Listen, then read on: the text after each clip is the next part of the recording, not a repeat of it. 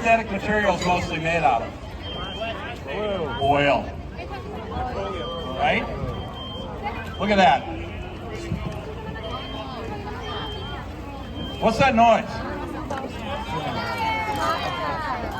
How many of you heard one of these in your house? If it goes off, what are you supposed to do? Okay, well, first of all, get low. If there's smoke, then get out. Okay, if it goes off. If it goes off from cooking, maybe think about moving your smoke detector someplace differently from where it is. Does anybody know what the top cause of home fires is right now? Residential fires, the leading cause. Electrical. Who said cooking? Excellent. Did the Jericho Fire Department come to your school? Did any fire department come to your school? How do you know that answer? It's actually true. 44% of residential fires are caused by unattended cooking. Okay, so a couple of years ago, the theme for this week was watch what you heat.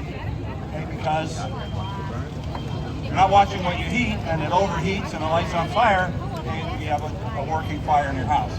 Okay, so right now one of our members says we do not practice on lighting fires, so if it's a little bit slow and going. But also, this is made with what we call legacy materials inside there. Heavy wood furniture.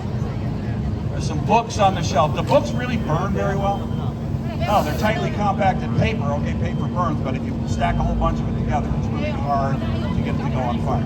Okay, so we said, what's the number 2 leading cause of house fires?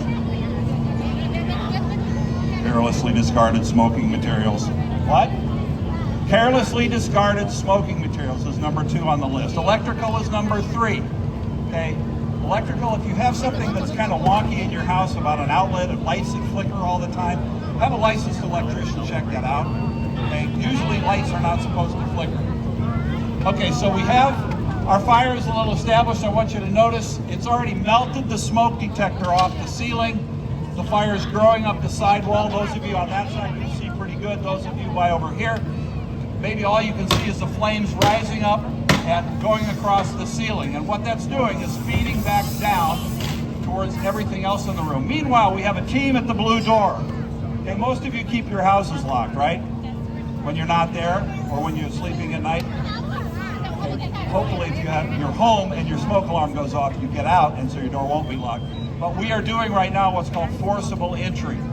Okay, that's us basically breaking into your house by breaking down the front door.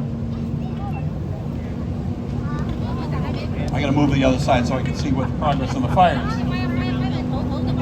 is. So meanwhile, it's sort of gone through a little reset. What is different about this room than most rooms in your house? How many sides does it have? Because one of them's open, right? So it has an unlimited supply of air and oxygen. In a normal house, your rooms have 4 walls, a ceiling, and a floor, 6 sides, right? Maybe a door or 2 doors on them. Well, if you close the door, okay, that's going to keep the fire from getting what it really, really needs, okay? Air. So it's going to get hot, and then it's going to suck up all the air, and then it's going to go down. So what is that important to know? Close your doors in your bedroom when you sleep at night.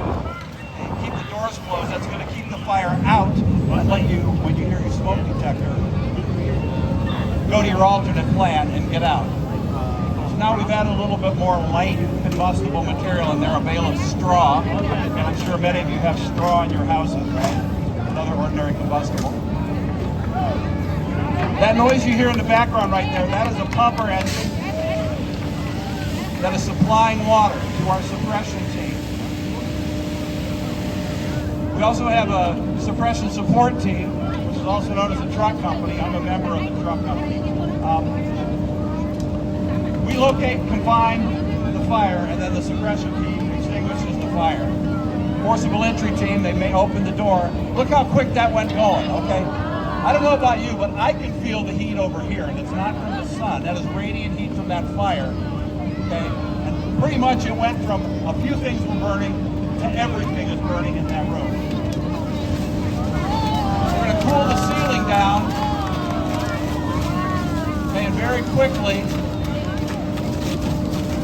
the fire darkens down, the smoke changes from dark to light. That's mostly steam now. We're going to get to knock on the fire, and then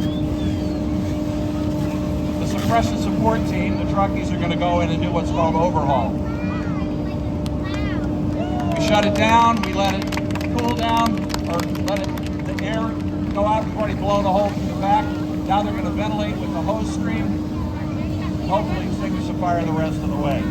Pretty good, right? Yeah, thank you, everybody. Clap, clap, clap.